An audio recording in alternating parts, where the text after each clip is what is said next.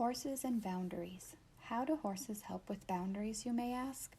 Well, all I can do is share from my personal experience. A few years ago, I discovered I had more boundaries with my horses than I did with the people in my life, especially the people that I had been in a relationship with.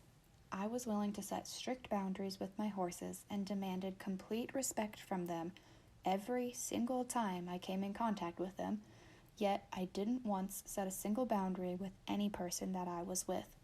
I didn't even really know what my boundaries were until they were being crossed, and at that point I had no idea what to do about it. What I realized was for a long time I felt like I had no voice. I thought that by setting boundaries with people or even speaking up and using my voice, I would somehow be weak, so therefore I kept quiet. I felt so confused for so long because my mind told me I had a voice and I could stand up anytime I wanted, but my actions told me I better stay seated and keep quiet. What the horses have taught me is that I have a voice and I can stand up for myself, and boundaries are necessary for a thriving relationship to work. You see, I always had strict boundaries with the horses that anytime we were walking somewhere, even if it was scary and new, they must walk normal and stay next to me and keep their focus on me and remain cool, calm, and collected. I would check this by stopping mid-stride right next to the horse and then walking backwards or to one side or the other, and while I was doing this I wouldn't say a word to them. If the horse is watching you and paying attention to you, then they will notice this change in you and they will immediately stop and follow your lead.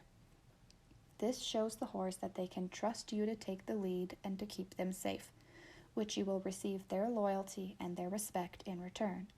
So what God showed me was this: if I was willing to set those strict boundaries that I had discovered worked with my horses because they were what kept us both safe and gave me respect, then maybe I should be willing to set those same strict boundaries with some of the people in my life because they would actually help keep me safe, both physically and emotionally, and help me feel respected, valued, heard, and seen.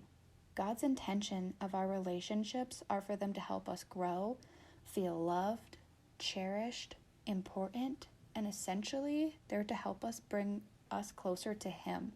But somewhere along the way, we forgot that boundaries are not only helpful in feeling all of these things, but that they are also extremely necessary. So I just wanted to remind you today that you do have a voice. You do have a right to stand up for yourself, and setting boundaries will help you build thriving relationships with all of those around you. With love.